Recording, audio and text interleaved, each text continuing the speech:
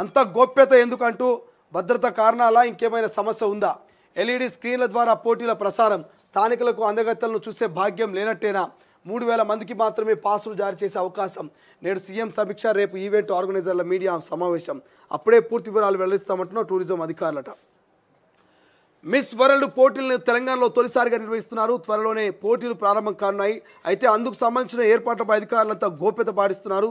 ఏ అధికారి బాధ్యత నిర్వహిస్తున్నారు, ఏ ప్రాంతాల్లో ఏర్పాట్ల బాధ్యతలను ఎవరికి అప్పగించారనేది కూడా బయటికి చెప్పడం లేదు. తెలంగాణ బ్రాండ్ ఇమేజ్ను విశ్వవ్యాప్తం చేస్తామని చెబుతున్నప్పటికీ మిస్ వరల్డ్ పోటీలు ఏర్పాట్లపై ప్రచారం కరువైంది. అధికారులు పర్యటిస్తున్నారో, మీడియా ప్రకటన రిలీజ్ చేస్తున్నారో కానీ సమాచారం తెలియడం లేదు. కంటెస్టెంట్లు 22 ప్రాంతాల్లో పర్యటిస్తారని, అందుకు ప్రాంతాలను ఎంపిక చేస్తారని, కానీ అక్కడ స్థానికులకు అనుమతి ఇవ్వరని, కేవలం ఎల్ఈడి స్క్రీన్లతో చూసే అవకాశం అంటూ వార్త కనిపిస్తుంది. ఇక మిస్ బ్రెజిల్ ఆగయా నగరానికి చేరుకున్న జెసికా పెడ్రోసా తెలంగాణ సాంప్రదాయాలతో అధికారుల స్వాగతం అంటూ వార్త కనిపిస్తుంది. మీ అందరికీ తెలుసు, హైదరాబాద్లో అందాల పోటీ నడుస్తున్నది. అందాల పోటీకి సంబంధించి వివిధ దేశాల నుంచి అందగత్తెలు వస్తూ ఉన్నారు. ఈ అందగత్తెలకు సంబంధించి చూసేందుకు అవకాశం ఉందా లేదని ఇక్కడ వార్త కనిపిస్తుంది. కేవలం 3-4 వేల పాసులు ఉంటాయి. మిగతా వాళ్ళు ఎల్ఈడి స్క్రీన్లో చూడాలి. అది కూడా పెట్టరా క్లారిటీ లేదు, కానీ ఎల్ఈడి స్క్రీన్లో చూసే అవకాశం ఉండే ఛాన్స్ ఉన్నది. సో మరి ఎందుకు 3000 మందికే పెడుతున్నారు, మిగతా వాళ్ళకి ఎందుకు అవకాశం ఇవ్వట్లేదు అనే దానికి కూడా ఇక్కడ రాష్ట్రంలో అలర్టు, రంగంలోకి నిఘా వర్గాలు, ఉగ్ర కేసులు పట్టుబడిన వారిపై ఫోకస్, మిస్ వరల్డ్ పోటీల నేపథ్యంలో భారీ భద్రత, అవాంఛనీయ ఘటనలు చోటు చేసుకోకుండా బందోబస్తు. సో ఇక్కడనే మనకు ఆన్సర్ కనిపిస్తున్నది.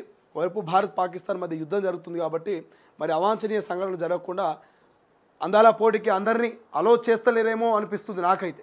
అందాల పోటీకి అందరినీ అలో చేయట్లేదు, ఎందుకంటే మరి భారత్ పాక్ మధ్య యుద్ధం జరిగే అవకాశం ఉంది. ఉగ్రదాడులు జరుగుతూ ఉన్నాయి.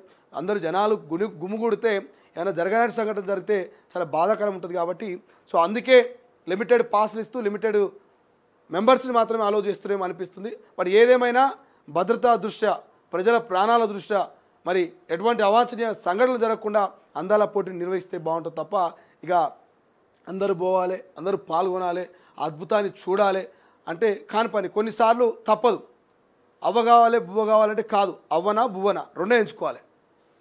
లిమిటెడ్గా ప్రశాంతంగా అందాల పోటీ ముగియాలన్నా, లేదంటే అన్లిమిటెడ్గా అందరికీ స్వాగతం పలిచి పెద్ద బహిరంగ సభ పెట్టినట్టు పెట్టి మరి చేయాలన్నా. అట్లు ఒకవేళ పెద్దగా భారీగా జనాలను పిలిచి జన సమీకరణల మధ్యలో మరి అందాల పోటీలు చేస్తే ఏమైనా ప్రమాదం జరిగితే పరిణామం చాలా దారుణంగా ఉంటుంది. కాబట్టి సో ఏం చేసినా ప్రభుత్వాలు ఆలోచించి చేస్తాయనుకుంటున్నా. ఈ అందాల పోటీ విషయంలో కూడా రేవంత్ సర్కార్ ఆలోచించి ఈ రకంగా నిర్ణయాలు తీసుకుంటుందేమో అనిపిస్తుంది నాకైతే. చూద్దాం ఏం జరుగుతుందో. దిశ చూస్తే దిశలో ఏమైనా ఉన్నాయా? సో దిశలో వడగండ్ల వాన అనేది ఒకటి కనబడుతుంది. రైతులకు ఇది చాలా ఇబ్బందిగా మారింది. వడగండ్ల వాన అనేది నిజంగానే తీవ్ర నష్టాన్ని మిగిల్చింది. ఇక ఇది చెప్పినా కదా, ప్రపంచ యాత్రికుడు అన్వేష్పై కేసు, మెట్రో తెలంగాణ పోలీసులు అధికారులపై యూట్యూబర్ తీవ్ర ఆరోపణలు, బెట్టింగ్ యాప్ ప్రమోటర్లపై వీడియోలు, 300 కోట్లు కొట్టేశారంటూ పోస్టు, కానిస్టేబుల్ ఫిర్యాదుతో చర్యలట. ఈ ఆటగాడు అందగాడు మీకు తెలుసు కదా.